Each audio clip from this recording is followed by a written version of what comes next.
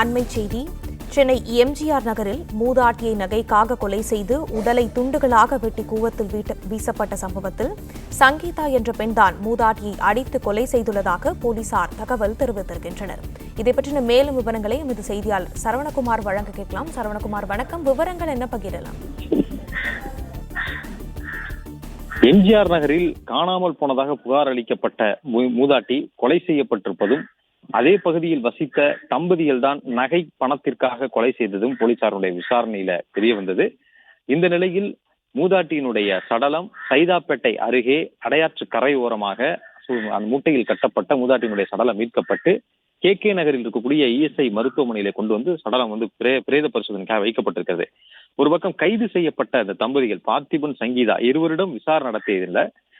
அந்த பெண் பரபரப்பான ஒரு வாக்குமூலத்தை கொடுத்திருக்கிறார். அவர் இந்த மூதாட்டியை கொலை செய்தது நான் தான் என சங்கீதா தனது வாக்குமூலத்திலே தெரிவித்திருக்கிறார். கொலை செய்த பொழுது இவருடைய அந்த சங்கீதா என்ற பெண்ணுடைய கணவர் பார்த்திபன் சம்பவ இடத்தில் இல்லை என்றும் அவர் தெரிவித்திருக்கிறார். அதாவது இந்த மூதாட்டி விஜயா 78 வயதானவர், இவர் தனியாக வசித்து வரக்கூடிய நிலையில அவருடைய மகள் உலகநாயகி என்பவரிடம் சங்கீதா 20,000 ரூபாய் கடன் வாங்கியதாகவும், அந்த பணத்தை திருப்பி தர முடியாத நிலையில் மூதாட்டி தனியாக வசித்த இந்த மூதாட்டியிடம் பணம் இருந்ததை சங்கீதா அறிந்ததாகவும் தனது வாக்குமூலத்திலே குறிப்பிட்டிருக்கிறார்.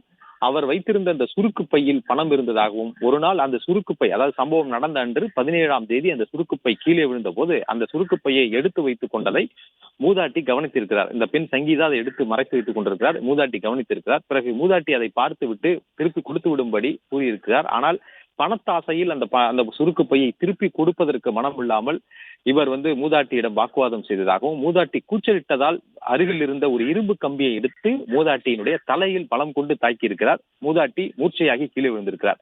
இதற்கு பிறகு இதை எவ்வாறு மறைப்பது என்று தெரியாமல் அதற்கு சமையல் அறைக்குள் இழுத்துச் சென்று அந்த உடலை கடத்தியதோடு கழுத்தை நெரித்தும் மூதாட்டியை கொலை செய்திருக்கிறார். அதற்கு பிறகுதான் தனது கணவர் பார்த்திபனிடம் இந்த விவரத்தை தெரிவித்த பிறகு இதை இருவருமே சேர்ந்து மறைப்பதற்காக ஒரு மூட்டையில் அந்த மூதாட்டியினுடைய சடலத்தை உள்ளே வைத்து பிறகு தனது இருசக்கர வாகனத்தில் வைத்து இந்த பார்த்திபன் என்ற அந்த நபர் கொண்டு சென்று சைதாப்பேட்டையில் வீசி இருப்பது விசாரணையில் தெரிய வந்திருக்கிறது. இந்த பெண் இந்த வாக்குமூலத்தை கொடுத்திருக்கிறார். இந்த கொலை செய்த பிறகுதான் மூதாட்டி அணிந்திருந்த இந்த நகையையும் 3 சவரன் நகையையும் பணத்தையும் அவர்கள் எடுத்திருக்கிறார்கள் என்பது தெரிய வந்திருக்கிறது.